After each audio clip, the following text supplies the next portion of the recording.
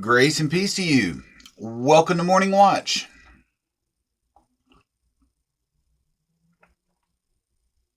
I'm Rob, one of the pastors here at White Plains.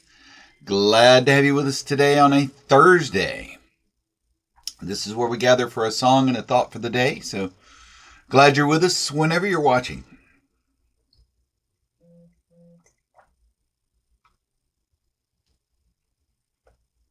Morning, Terry. Morning, Faye. Morning, Kenna. And good morning to you.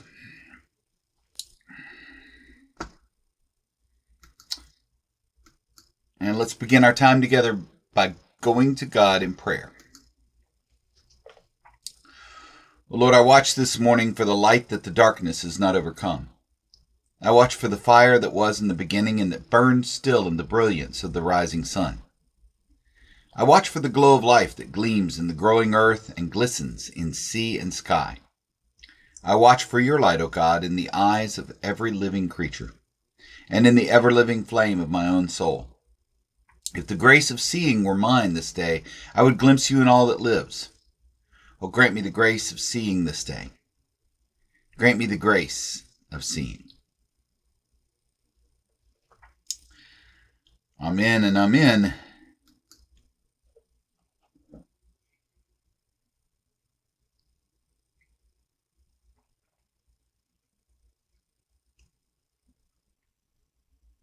Morning, Robin. All right. So, I want to talk this morning about Steve Taylor for a minute. Steve Taylor, contemporary Christian artist, producer, much more than that, but that's how I first became aware of him in the 80s. And he very satirical guy. I'm actually going to play one of his more straightforward and sincere songs. It was the first song I ever heard of his. Morning, Emma. Morning, Florida. But he was known as quite a firebrand and very critical of the Christian music industry. He had a famous song. His first probably hit was called "I Want to Be a Clone." I know Terry remembers that. And basically, turning a very harsh eye on the church and our efforts toward conformity and stifling individuality. No, get off your knees. That part doesn't come till later. That sort of thing.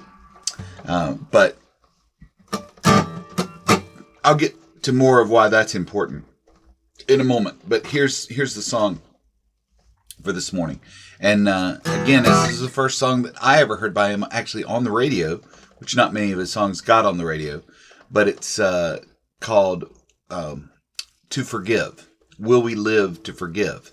And it's inspired by the assassination attempt on Pope John Paul in the 80s, where he forgave. Steve Taylor, the author, read a report where the Pope had forgiven his the person who attempted to assassinate him, and was urging us all to forgive. And Taylor, being a kind of harsh guy, sometimes was just amazed by that, and determines through this song that the only real way to forgive is through the path of Jesus Christ. So here we go.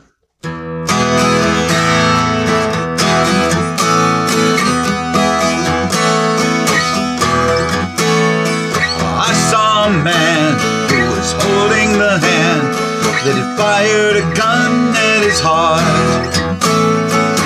Oh, will we live to forgive? I saw the eyes and the look of surprise as he left an indelible mark.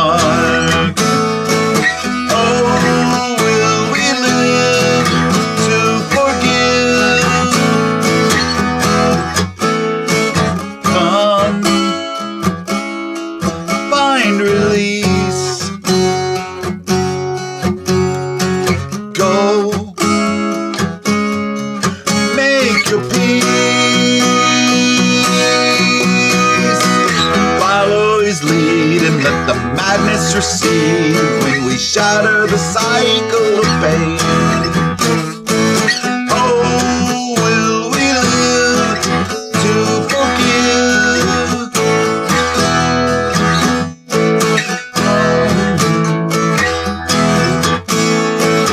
Oh, will we live to forgive? Go find release. Go make your peace. I saw a man with a hole in his hand who could offer a miracle cure.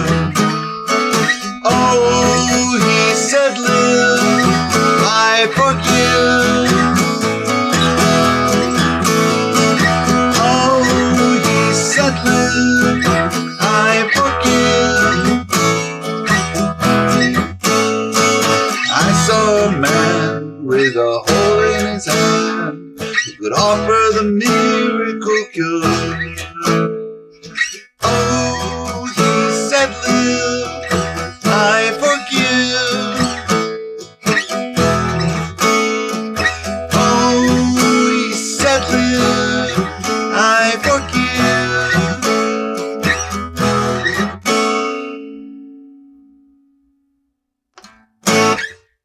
Yeah, there you go.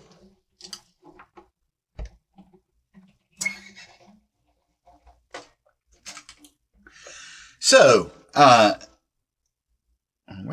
what that was. So,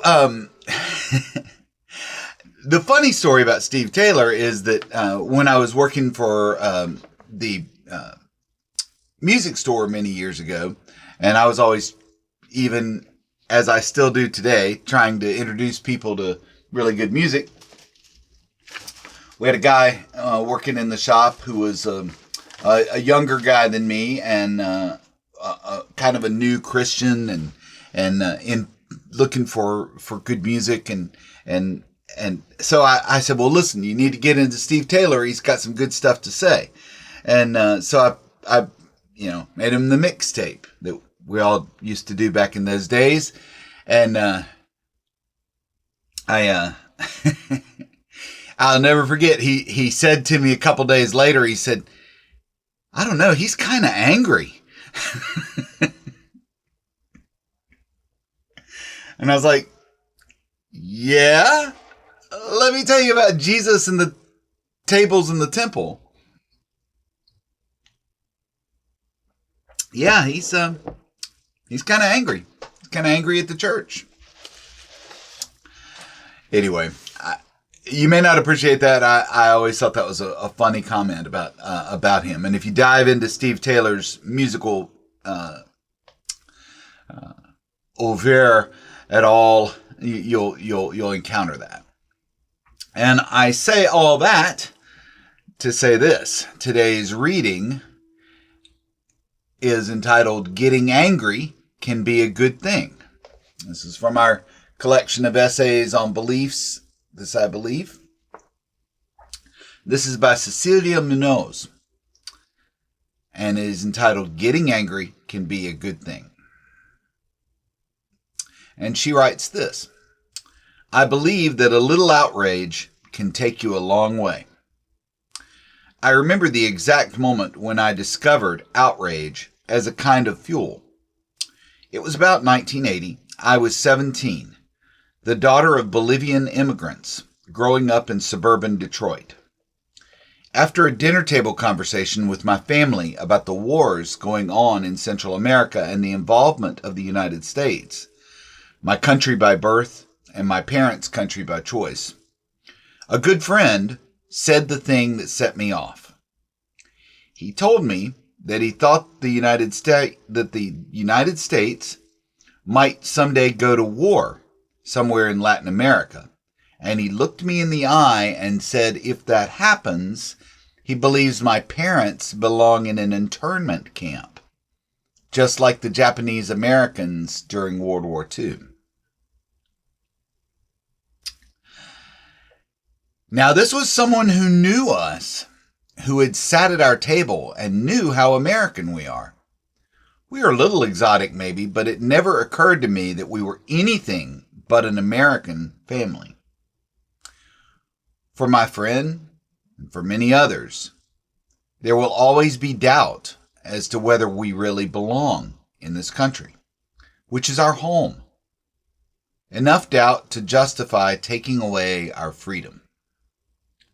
My outrage that day became the propellant of my life, driving me straight to the civil rights movement, where I've worked ever since. And I guess outrage got me pretty far.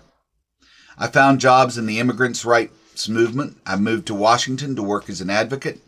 I found plenty more to be angry about along the way, and I built something of a reputation for being strident. Someone once sent my mom an article about my work. She was proud and everything, but wanted to know why her baby was described as ferocious. Anger has a way, though, of hollowing out your insides. In my first job, if we helped 50 immigrant families in a day, the faces of the 5 who didn't qualify haunted my dreams at night. When I helped pass a bill in Congress to help Americans reunite with their immigrant families, I could only think of my cousin who didn't qualify and who had to wait another decade to get her immigration papers. It's like that every day. You have victories, but your defeats outnumber them by far, and you remember the names and the faces of those who lost. I still have the article about the farm worker who took his life after we lost a political fight. I've not forgotten his name, and not just because his last name is the same as mine. His story reminds me of why I do this work and how little I can really do. And I am deeply familiar with that hollow place that outrage carves in your soul. I've fed off it to sustain my work for many years, but it hasn't eaten me away completely. Maybe because the hollow place gets filled with other, more powerful things like compassion, faith, family, music, the goodness of people around me. These things fill me up and temper my outrage with a deep sense of gratitude that I have the privilege of doing my small part to make things better. Cecilia Munoz is a Vice President of the Office of Research, Advocacy, and Legislation at the National Council of La Raza. Born in Detroit to Bolivian immigrants, she's worked on behalf of Hispanic Americans. Munoz was named a MacArthur Fellow in 2000. There you go. And again, this is why I chose that particular Steve Taylor song, is that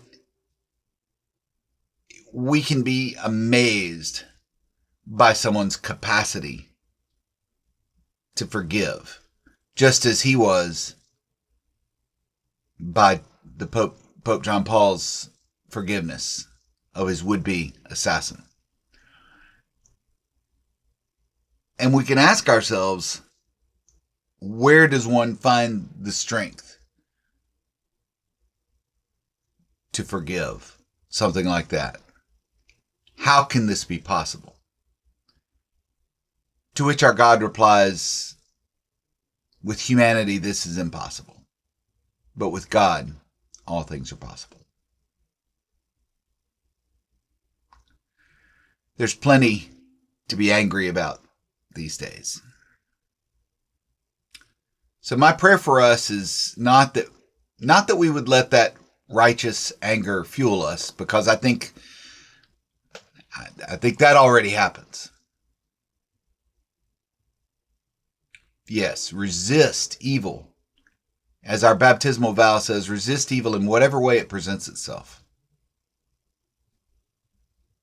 Sometimes that means getting angry. But my prayer would be is that, like Ms. Munoz says, we don't let it hollow us out inside. We fill it up fill up ourselves with compassion, grace, faith, the good things in this life. That we look to Christ, the one who has forgiven us, and in him find strength to forgive others and to forgive ourselves. Amen? Amen. Let's be like Dolly, Floretta says. Well, yeah, I could have just said that, right? Hey, if I knew Jolene, believe me, I'd be singing that. Maybe I'll find a Dolly song for us. All right, y'all have a great day today. Thanks for being here. I'll look forward to seeing you again tomorrow for another morning watch. May you find peace and purpose in this day. Talk to you soon.